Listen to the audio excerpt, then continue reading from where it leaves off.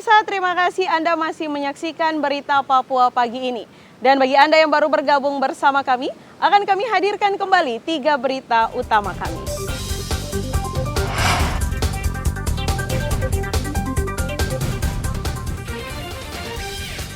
Diduga karena korsleting listrik, eks Pasar Wariri Kepulauan Yapen terbakar.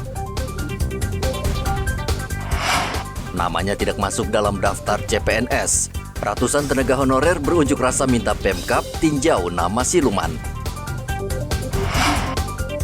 Harga bahan pokok dan tiket pesawat mahal, ratusan warga di Intan Jaya berunjuk rasa ke kantor DPRD.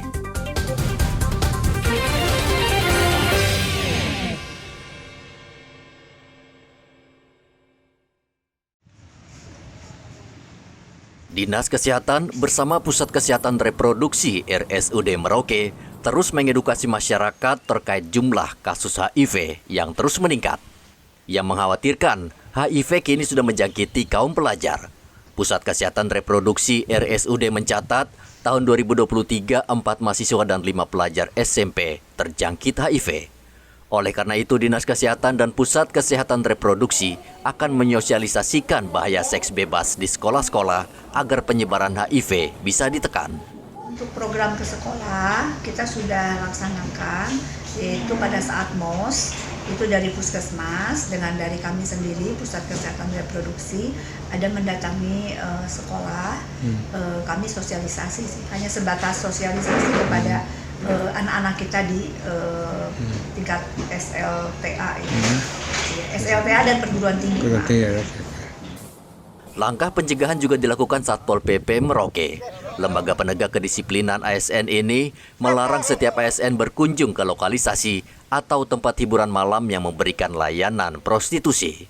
Larangan ini terkait temuan Dinas Kesehatan Merauke yang menyatakan ada 5 ASN terjangkit HIV. Terima kasih. Kalau data terbaru yang disampaikan saya belum terima, tetapi kami dari Satpol kaitan dengan penegakan kami himbau kepada seluruh ASN, artinya kita harus yang pertama pasti berpola hidup sehat, jangan berganti-ganti pasangan. Dan berikutnya, ada tempat-tempat yang kita tahu terindikasi, kita harap ASN jangan terjun karena kami dari Satpol sudah melakukan penegakan sebenarnya. Kita ada jalan, tetapi kan ini belum ada yang tertangkap, belum ada yang ketahuan. Jadi ketika ada yang ketahuan seperti itu, kita pasti akan lakukan sesuai dengan pendidikan sesuai dengan perda yang ada, khusus untuk pegawai yang masuk ke tempat-tempat yang memang notabene dilarang. Virus HIV menular melalui hubungan seks yang tidak aman. Penyakit ini bisa berkembang menjadi AIDS yang menyerang daya tahan tubuh sehingga penderita rentan terhadap berbagai penyakit. Hingga saat ini belum ada obat ampuh yang bisa menyembuhkan penyakit AIDS. Muhammad Ridwan melaporkan dari Merauke, Papua Selatan. Fondasi ini kita buka bersama-sama. 9 gubernur daerah otonomi khusus dan daerah istimewa berkumpul di Manokwari, Papua Barat.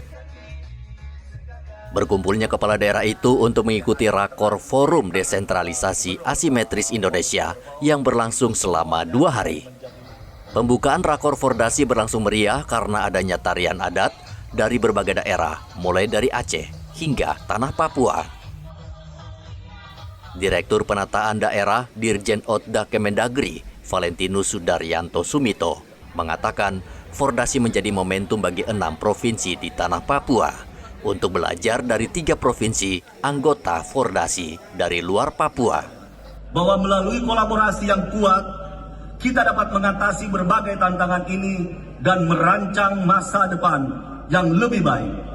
Kolaborasi adalah kunci untuk menggabungkan berbagai sumber daya, pengetahuan, dan keahlian dalam rangka mencapai pembangunan yang inklusif dan berkelanjutan.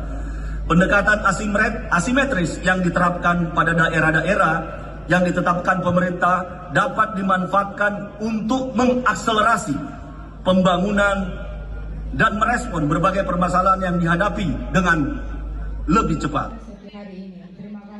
Gubernur Papua Barat Paulus Waterpau mengatakan seluruh gubernur sepakat untuk mempercepat pembangunan di tanah Papua. Prioritas utama yakni memberantas stunting, menekan inflasi, mengembangkan produk unggulan, UMKM, dan menekan kemiskinan ekstrim. Bekerja bersama untuk meningkatkan daya saing itulah merupakan sebuah tematik yang saya pikir nanti ini akan ditindaklanjuti oleh tim kerja dari masing-masing provinsi yang mungkin malam ini saya percayakan atau kami percayakan kepada Bapak Sekda. Kami berharap dengan momen kehadiran kita bersama di Papua Barat ini jangan hanya kita melakukan upaya silaturahim semata, menjalin hubungan komunikasi semata, tidak. Saya berpikir ada banyak hal yang bisa kita tuangkan lewat momentum kehadiran kita bersama ini. Komunitas sumber daya alam. Yang kedua apa saja? Yang kedua itu kita punya sistem transportasi yang cukup. Ada konektivitas antar moda dari darat, laut, udara. Yang ketiga kita harus punya rute perdagangan. Nah, contohnya begini, kita di Papua Selatan itu kita punya sumber daya alam yang cukup, kita punya sistem transportasi yang cukup memadai, tapi kita nggak punya rute perdagangan. Kemendagri mengajak pemerintah daerah dari 9 provinsi untuk saling bekerja sama mewujudkan pembangunan yang berkelanjutan. Ke-9 provinsi tersebut yakni DKI Jakarta, Yogyakarta, Aceh, Papua, Papua Barat, Papua Pegunungan, Papua Tengah, Papua Selatan, dan Papua Barat Daya.